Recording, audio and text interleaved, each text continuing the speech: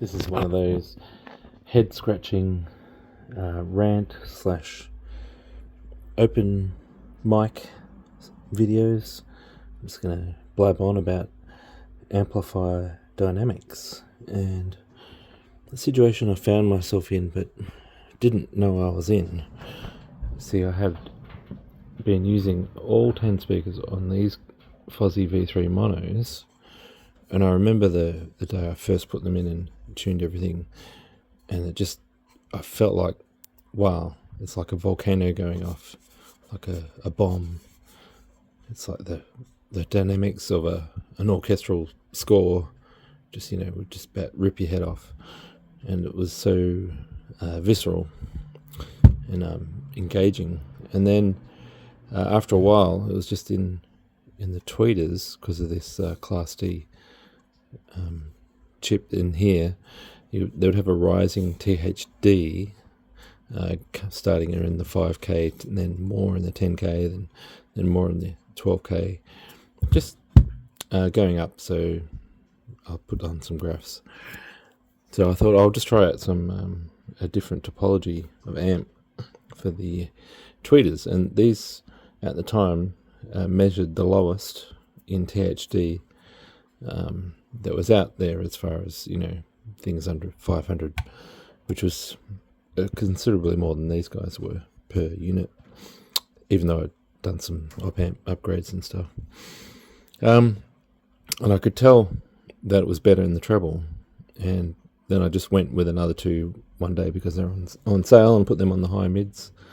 So, and that was that. I thought, yeah, they sounded convincingly, clean on those high mids, and then I guess it's like the frog in warm water kind of thing, where I didn't know that I was missing this little bit of smack, a little bit of crack that I was sort of maybe looking for recently. I was like, turning songs up for a session, just go and sit in the car, listen to music for half an hour or so, and it would take me like 10 minutes to get into the vibe, and like, you play a really good song and it's all clear and everything's pristine, but there was none of this smack, like in the face cracking in the high mid. So I just came back here, I set in a mic and did a quick level capture, and then I swapped the signals for these two, and because they've got different gain in them, I then readjusted the gains feeding them so they matched the graph that I just took, and then press play, and just immediately same level, same frequency response, just more smack and crack in the high mid, and it's just that joy came back, that visceral feeling of you're being in the beat.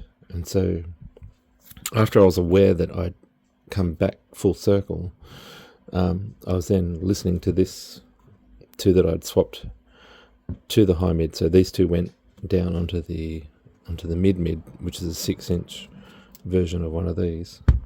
It's like a 76mm coil diameter Dynaudio. So this is the 8-inch version. So I was wondering, is there much smack missing now in my 6 inches being powered off these?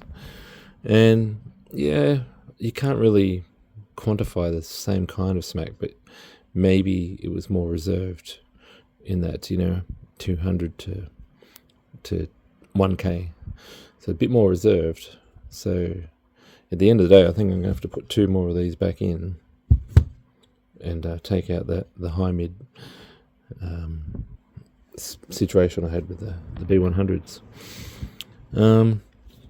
I think another thing that triggered me was there was the old hi-fi guy was reviewing the B200s, similar negative feedback scheme that's in these, but there's a bigger amp, and he said they were lifeless, and he said, I'm sorry that to hurt everyone's feelings, but he has to say what he hears. And that was another thing that got me thinking about these negative feedback amps, or a lot of negative feedback. So that's how they're getting the low THD scores. But internally, there's two sets of op amps restricting the, the energy or the vibe coming out of the amps.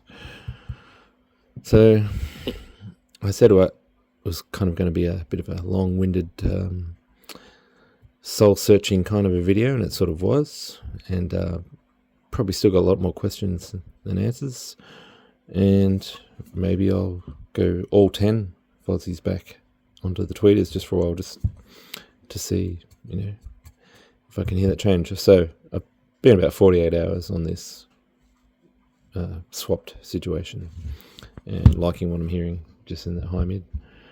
Just a lot of your attention is in that, 2K and up kind of region, and whether I get any more smack out of swapping those back out. I guess you just have to roll the punches. You can't always improve. Maybe sometimes you do a bit of a sidestep, a bit of a back step. So wrap that up, and that was that. All right, catch you later, guys.